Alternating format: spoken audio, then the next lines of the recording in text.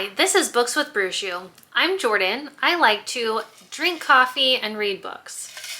This is my water as it is after 5 p.m. I definitely don't need to be drinking caffeine this late.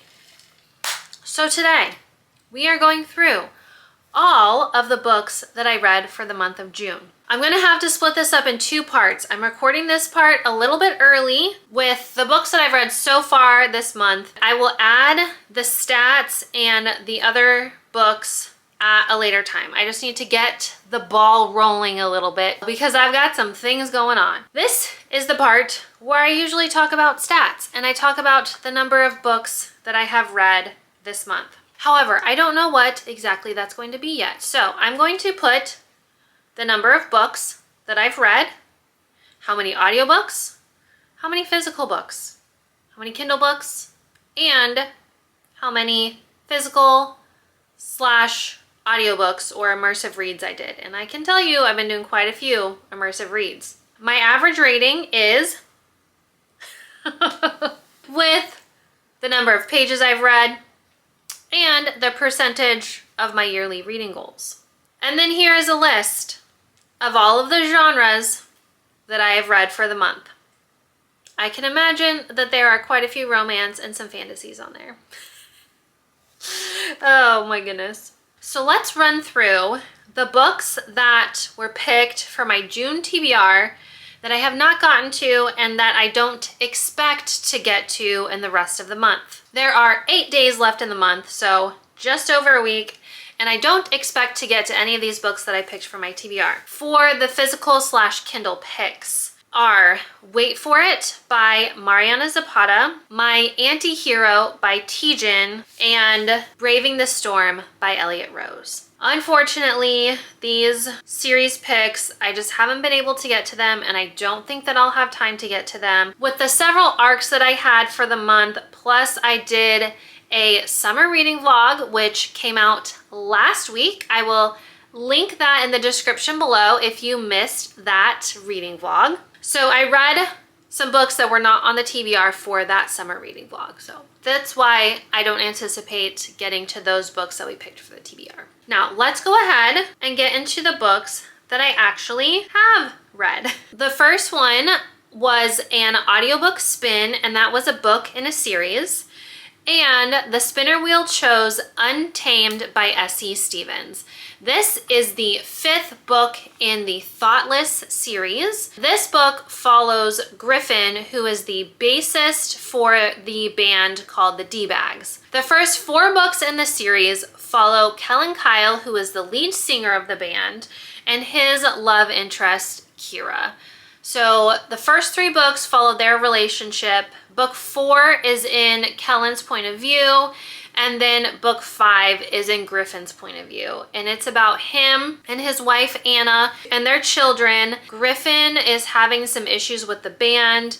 In the past, he is known to be very lazy, doesn't work very hard. He doesn't write any of the songs. He doesn't write any of the music. He just shows up to practice, basically does the minimum amount of work required. He's also very crude and crass. Honestly, the rest of the band members are tired of it. Griffin doesn't understand why. He is very blinded by his ego and feels like he can do no wrong, even though in reality, he's not putting forth the effort that he thinks that he is. And he's not quite as talented as his brain is telling him that he is. So that causes a lot of issues with the band. It causes some issues with his marriage because he is lying to his wife about some things or hiding the truth. There are some fallout situations. I thought this book was okay. I enjoyed getting back in the world as I love the band. Honestly, Griffin was my least favorite character. So his book was just fine. I don't enjoy his personality. He's just too crass for me. I just don't see the appeal of him at all. I was glad that this came up as an audiobook pick because it would have taken me forever to get through physically reading this one.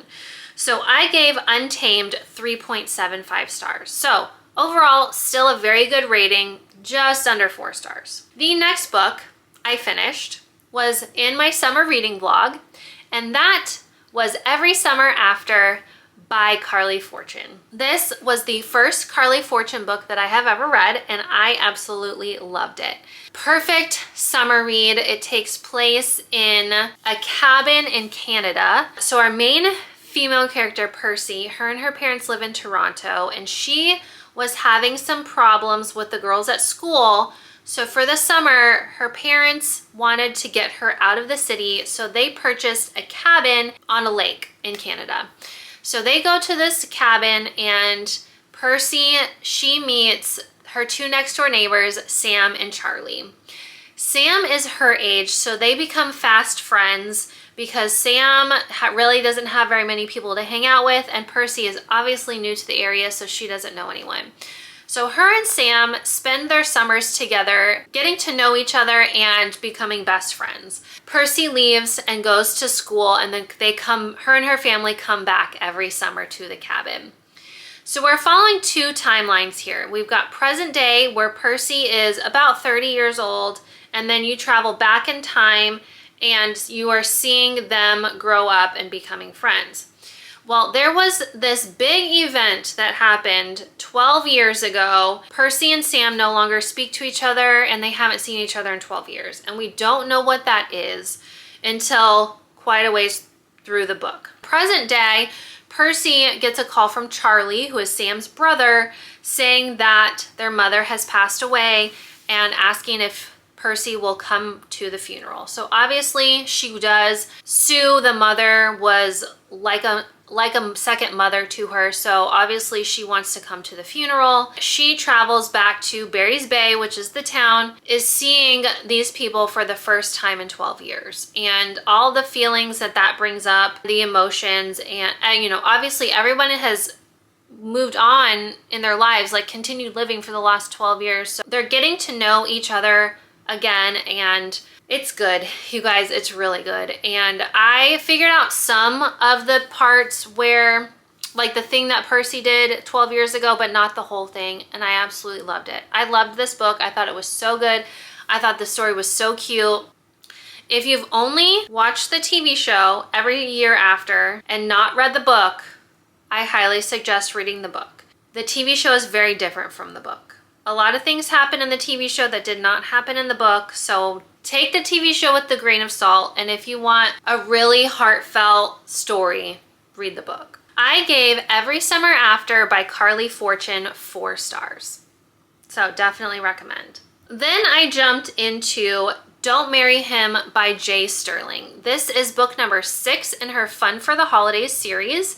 It is also part of my summer reading vlog, so I'm not going to talk too much about it. I probably shouldn't have talked so much about Every Summer After, but I just loved it so much. So in Don't Marry Him, we're introduced to our two main characters. Our main female character is getting married to a different man that is not the main male character. There's some blackmail involved. There's some mafia involved. It's a short romance novella, and I liked this one better than the previous two that I read, and I gave Don't Marry Him 4 stars. It is starting to thunder outside. It's literally been raining nonstop for like 3 weeks.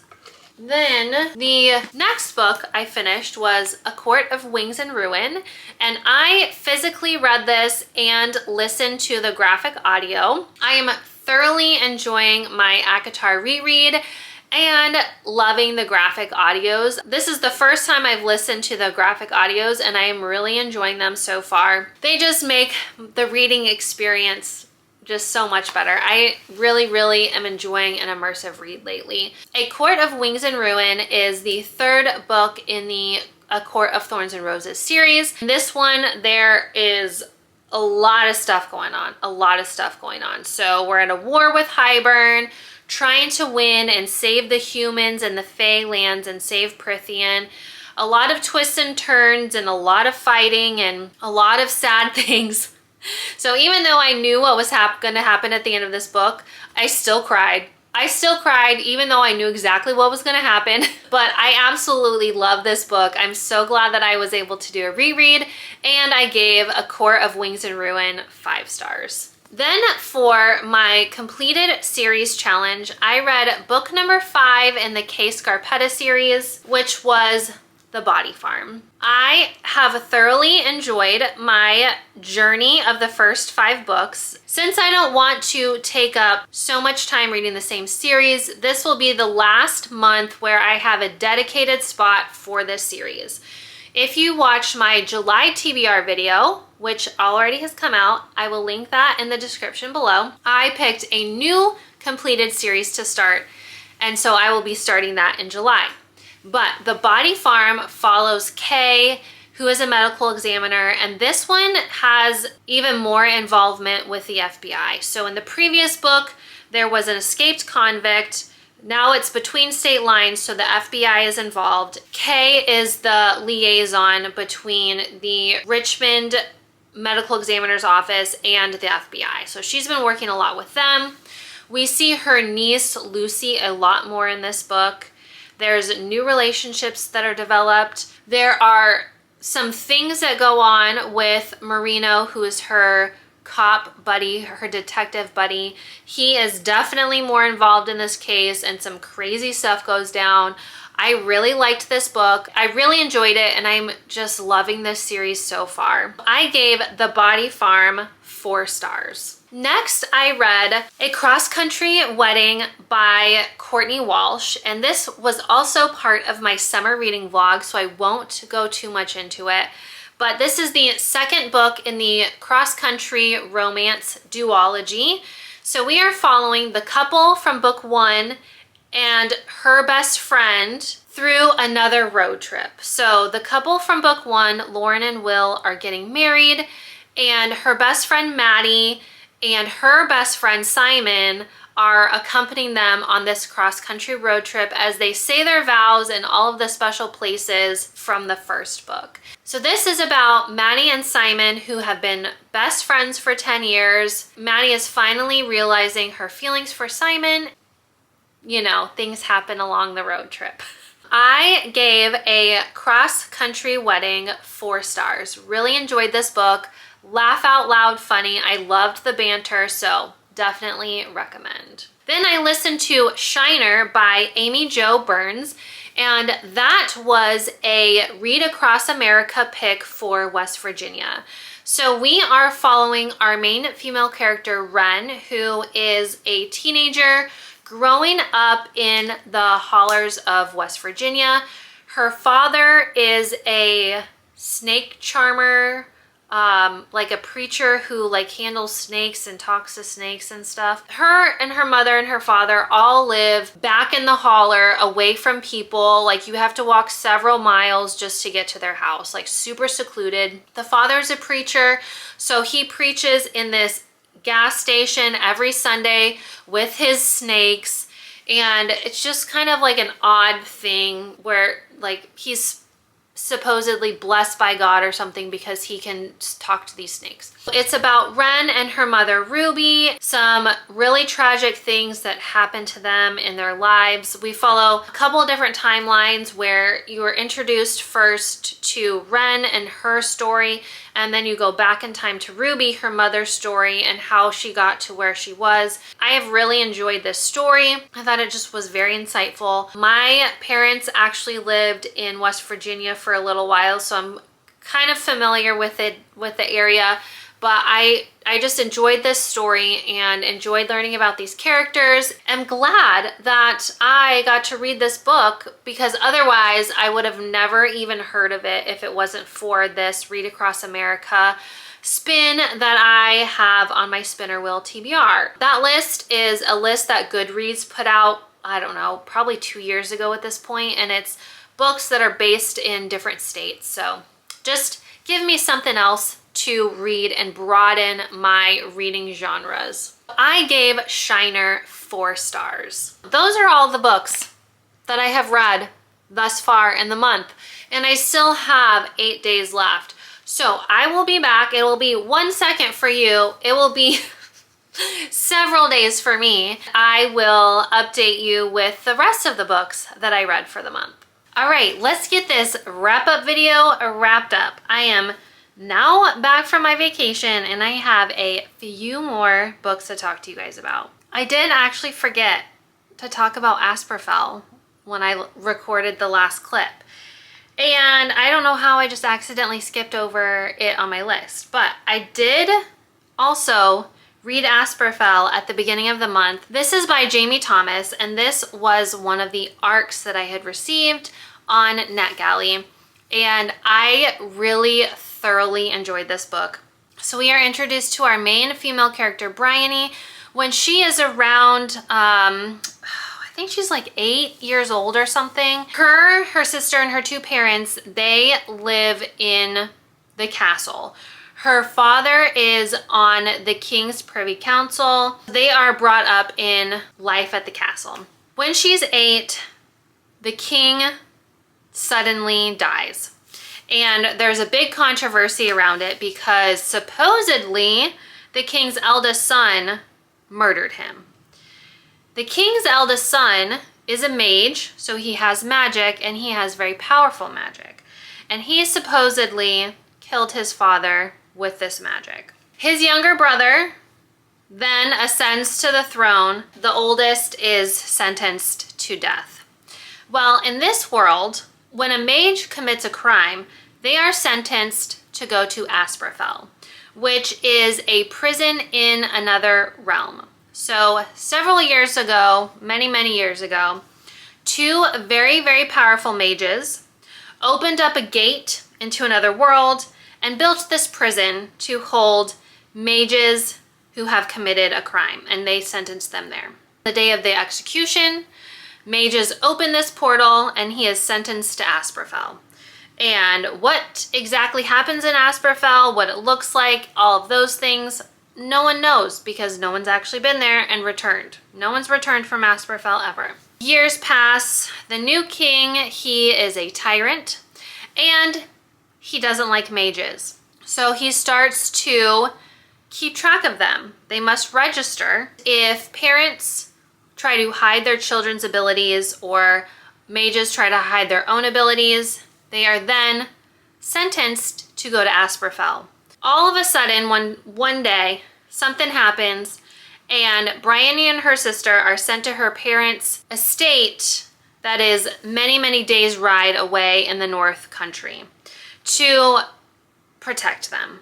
They don't really know this at the time, but it is to protect them. So Bryony grows older at this estate, and eventually some things happen. She ends up in Asperfell. And she is trying to get the king's eldest son back out of Asperfell and into their world to try to save their world from his younger brother. I thoroughly enjoyed this book. I enjoyed the characters. There is a bit of a romance, so I really enjoyed that too. And I cannot wait to jump into book 2 and book 3. I gave Asperfell 4.25 stars. Absolutely loved it. Let's talk about Once Upon a Demon's Heart by K.M. Morinova. This was also an ARC that I received from NetGalley. Super enjoyed this read. We have our main female character, Alira, and she is a demigod. So in her world, demigods and demons are at war. Demigods have been raised to think that demons are foul creatures that have no emotions and kill for pleasure, dirty and messy, and they live in hovels and like can't take care of themselves, and they're brutes. The demigods have all grown up to believe this. Well, years and years ago, the demigod king and the king of the demons made a peace agreement, made a deal, and that was supposed to end the war. Well, the king of the demigods went back on that and attacked one of their towns that they were not expecting to be attacked, and completely unalived everybody in that entire town. Everybody, women, children, they weren't even fighting back. It wasn't even part of the war. That started the war back up again. Well, now years and years later, the demigods are set to lose. They don't have a lot of soldiers left. The demons are set to completely conquer them. Well, in a last-ditch effort, the king finally agrees to give one of the demigods to the demons as a bride. It was originally supposed to be a princess, but the king did not want to give one of his daughters to the demons, so essentially he was keeping the war alive because of that. Well, one of the demigod knights, she goes to the king and says, hey, I'm actually the daughter of Venus, which means she is fertile, and the demigods have been suffering from infertility for a while. She says, hey, I'm actually a daughter of Venus. So do you think that the demons would consider me as a bride, since the daughters of Venus are so highly thought of and thought of as royalty? The king proposes this, the demons accept, and the demons are already at the demigod's doorstep to defeat them in this war. So instead they show up, they take our main female character, Alira, who is now betrothed to Kal-El, who is a blood knight. They take her back to the demon city, the demon kingdom, to marry and to cement the peace agreement. So a lot of things happen along the way. There are some secrets that are revealed, and I really enjoyed this book. I really liked it. I flew through it. I absolutely flew through this book. Super enjoyed it, and I cannot wait for the next book, which comes out in the middle of October. So I gave Once Upon a Demon's Heart 4.25 stars. Oh, my laundry's done. Uh-oh, laundry's done. Uh-oh. Then I started The Last Wish of Bristol Keats by Mary E. Pearson. I have approximately 60 pages left in this book, so I will finish this tonight. I just have to get this video out. So I'm almost done with The Last Wish of Bristol Keats. They are currently in the middle of the final battle to see who will win, to see who will become the next king of Elfhame. I don't know what Bristol's last wish is, but I don't know if it's going to be good or bad. I don't know if she's going to live, or I don't know what's going to happen at the very end. But I am almost done. I've only got like 60 pages left. I am enjoying this book so far. The story is fine. It's not my favorite. It's not my favorite fantasy. And it is a little bit of a romantasy. There is a romance between two of the characters. But, I mean, it's good, but it's not totally gripping me. I think I gave Courting of Bristol Keats like 3.75 stars or 3.5 or something like that. So, still really good. I still do recommend this series, and I'm almost done with it. I know at the beginning of this video, I said I probably would not get to My Anti-Hero by Tejan. However, I finished Once Upon a Demon's Heart so fast that I was able to actually start the book. So I am currently 50% of the way through My Anti-Hero. So in this story, we follow Brett Brudeau. Brett Brudeau was originally introduced to us in the Fallen Crest series. So him and his siblings grew up in Russo, which was a town next to Fallen Crest. So we are following Brett through his journey of his terrible upbringing as a child, and that kind of explains why him and his brother were so terrible growing up and how Brett has turned his life around. He's now a star football player in the NFL and does really well for himself. He stumbles upon our main female character, Billy. They both happen to have segments on this news show or like talk show on the same day. And Billy is really nervous because she is the only known survivor of a serial killer. So this is the only interview she has ever given to the public. Nobody in the public knows her actual story because the police and all of the lawyers and everybody involved has kept everything super hush-hush.